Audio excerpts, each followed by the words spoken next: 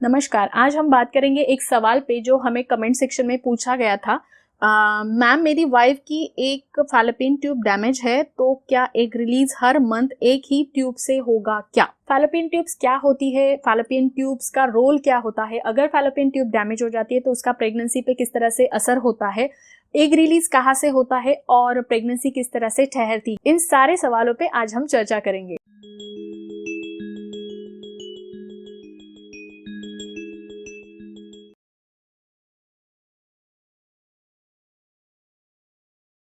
नमस्कार, मैं हूं डॉक्टर मृणालिनी मनोज और आप हमारे साथ जुड़े हैं because health is here. I am an embryologist, test tube baby maker, और हम आपके साथ वीडियो शेयर करते हैं जिसमें होती है जानकारी female health, male health, menstrual health and couple goals यानी कि प्रेगनेंसी के बारे में। जैसे मैंने कहा कि सबसे पहले बात करते हैं फैलोपियन ट्यूब्स क्या होती है।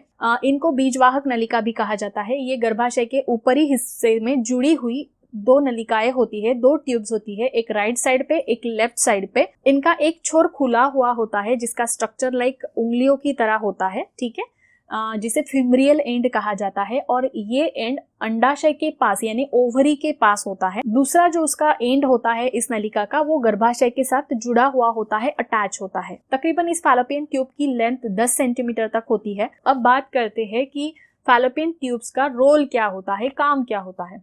जो एंड खुला होता है, फिमरियल एंड जिसे हम कहते हैं, वो एंड ओवरी के पास होता है। तो ओवरी से जब ओव्यूलेशन होगा, ओव्यूलेशन यानी हर महीने में एक अंडा फुल्ली मैच्योर होके उसमें से एक श्रीबीज निकलता है, तो वो श्रीबीज जब निकलेगा उसे अपने अंदर खींच लेना, ये काम इस फिमरियल एंड का होता है। दूसरा जो एंड होता है इस फैलोपियन ट्यूब का, जो गर्भाशय के साथ जुड़ा हुआ है, वहां से यानी गर्भाशय से होते हुए शुक्राणु आते हैं, शुक्राणु को रास्ता दिया जाता है ताकि वो शुक्राणु उस श्रीबीज तक पहुंच पाए। ये काम होता है इस दूसरे एंड। तीसरा काम होता है इन फैलोपियन ट्यूब्स का कि जब अभी श्रीबीज भी अवेलेबल है, पुरुष बीज यानी शुक्राणु भी अवेलेबल है, तो इन दोनों का मिलन होना यानी फर्टिलाइजेशन होना और बच्चे की निर्मित होना यानी एम्ब्रियो डेवलपमेंट होना, ये काम भी इन फैलोपियन ट्यूब्स में होता है। उसके बाद उस बच्चे को 5 दिनों तक संभालना, बढ़ाना, और उसके बाद 5 दिन के बाद धीरे धीरे गर्भाशय में लाके स्थित करवा देना, जहाँ पे बच्चा गर्भाशय में आगे 9 महीने तक बढ़ता है।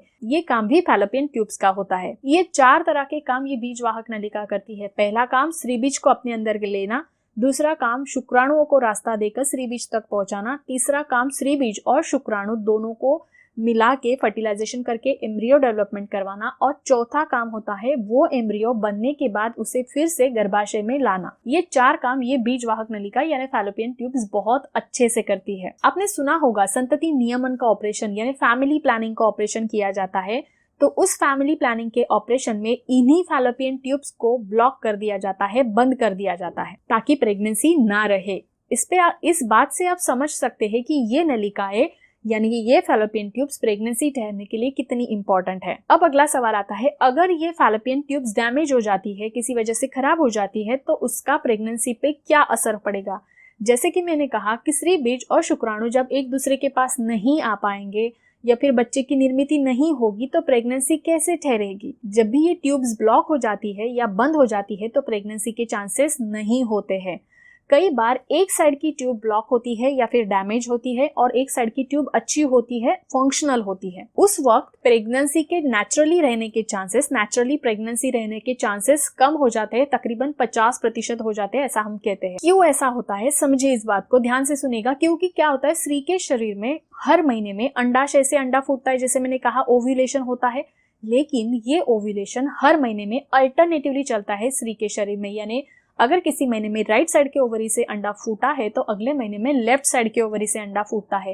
तो इस वजह से अल्टरनेटिवली ये काम होते रहता है। अब ध्यान से सुनिए, जब ये अल्टरनेटिवली हो रहा है तो उसका प्रेगनेंसी पे 50% पे कैसा असर पड़ता है। अगर राइट साइड की फैलोपियन ट्यूब ब्लॉक है या फिर डैमेज है और किसी महीने में महिला को राइट साइड की ओवरी से यानी अंडाशय से अंडा फूटा है, तो वो श्रीबीज वहां पे अवेलेबल होके भी पुरुष बीज और वो श्रीबीज एक दूसरे के पास नहीं आ पाएगा, बच्चे की निर्मित नहीं होगी और प्रेगनेंसी नहीं ठहरेगी, क्योंकि उस साइड की ट्यूब ब्लॉक है, राइट साइड की। तो अगले महीने में जब उसको लेफ्ट साइड की ट्यूब उसकी अच्छी है, तो लेफ्ट साइड की ओवरी से जब उसको स्त्री को अंडाशय से अंडा फूटेगा यानी ओव्यूलेशन होगा, तो लेफ्ट साइड का ट्यूब अच्छा है, वहां पे लेफ्ट साइड पे अभी श्रीबीज भी अवेलेबल है, शुक्राणुओं की अवेलेबिलिटी है तो वहां पे फर्टिलाइजेशन होगा और वहां पे प्रेगनेंसी के चांस रहते हैं। मतलब अगर हम शॉर्ट में समझे तो जिस साइड की ट्यूब अच्छी है, फंक्शनल है, उस साइड पे अगर स्त्री को ओव्यूलेशन होता है तो प्रेगनेंसी रह सकती है। लेकिन जिस साइड की ट्यूब ब्लॉक है या फिर डैमेज है, उस साइड के अगर ओव्यूलेशन ओवरी से हो रहा है तो उस महीने में उसको प्रेगनेंसी के चांसेस नहीं होंगे। अब अगला सवाल, एग रिलीज कहाँ से होता है? ये सवाल मैं वापस ले रही हूँ क्योंकि स्त्री बीज यानी एग रिलीज ये ओवरी से यानी अंडाशय से होता है। अंडाशय में हर महीने में एक अंडा फुल्ली मैच्योर होकर उसमें से एक स्त्री बीज रिलीज होता है, जिस प्रोसेस को हम ओव्यूलेशन कहते हैं। और वही ओव्यूलेशन होने के बाद वो स्त्री बीज फैलोपियन ट्यूब्स में शुक्राणु के साथ फलित होता है और प्रेगनेंसी रहती है। अब सवाल आता है एग रिलीज कहाँ से होता है? जी हाँ, एग रिलीज ये ओव्यूलेशन प्रोसेस अंडाशय से यानी ओवरी से होता है और वो स्त्री बीज एम्प्यूला पार्ट में यानी फैलोपियन ट्यूब की एम्प्यूला पार्ट में जाके रुकता है, फैलोपियन ट्यूब में जाके रुकता है, जहां पर वो शुक्राणु के साथ फलित होता है। तो जैसे इस कमेंट में मुझे पूछा गया था कि तो क्या एग रिलीज हर मंथ एक ही ट्यूब से होगा क्या, इसलिए ये सवाल मैं रिपीट कर रही हूँ। इन्होंने कहा है एग रिलीज ट्यूब से होगा क्या? नहीं, एग रिलीज ट्यूब से नहीं होता है। फिर से दोहराती हूँ, एग रिलीज ओवरी से होता है और एग रिलीज होने के बाद वो एग वो स्त्री बीज फैलोपियन ट्यूब्स में जाके सिर्फ रुकता है, वो रिलीज नहीं होता है वहां से, वो जाके रुकता है, वो वहां पे शुक्राणुओं की राह देखता है। ट्यूब में फर्टिलाइजेशन होता है और प्रेगनेंसी रहती है। प्रेगनेंसी रहने के बाद वो बच्चा पहले 5 दिनों तक ट्यूब में ही बढ़ता है और उसके बाद वो जाके गर्भाशय में स्थित होता है। ऐसा मैंने कहा क्योंकि उसको पूरे 9 महीने को उसको डेवलपमेंट के लिए जगह भी चाहिए। ट्यूब में उतनी जगह नहीं होती है। अगर ट्यूब में प्रेगनेंसी रुक जाती है, वो बच्चा तैयार हुआ, जो बच्चा तैयार हुआ है वो अगर गर्भाशय में नहीं आता है, वो ट्यूब में ही बढ़ने लग जाता है आगे, तो उसे हम एक्टोपिक प्रेगनेंसी कहते हैं। अगर आप एक्टोपिक प्रेगनेंसी क्या होती है, क्यों होती है, उसके क्या आगे परिणाम होते हैं, इसके बारे में डिटेल में जानना चाहते हैं तो मुझे कमेंट सेक्शन में जरूर लिखिएगा। एक्टोपिक प्रेगनेंसी पे एक डेडिकेटेड वीडियो मैं आपके लिए जरूर लेके आऊंगी। तो जैसे मैंने कहा कि ये बच्चा गर्भाशय में आके 9 महीने के लिए बढ़ने के लिए गर्भाशय में आके चिपकता है, जिसे हम इम्प्लांटेशन भी कहते हैं। अगर आप ऐसी किसी सिचुएशन में फंस गए हैं कि आपका एक साइड का ट्यूब ब्लॉक है या फिर डैमेज है और आप प्रेगनेंसी प्लान करना चाहते हैं, प्रेगनेंसी को किस तरह से प्लान करना चाहिए, कैसे प्रेगनेंसी के चांसेस बढ़ाने चाहिए, किस तरह से आपको इन सारी चीज़ों को वर्कआउट करना चाहिए, इसके बारे में आप जानना चाहते हैं तो हमें कमेंट में लिखिएगा। आप हमें मेल भी कर सकते हैं। हमारा मेल आईडी है drmrinalini2020@gmail.com।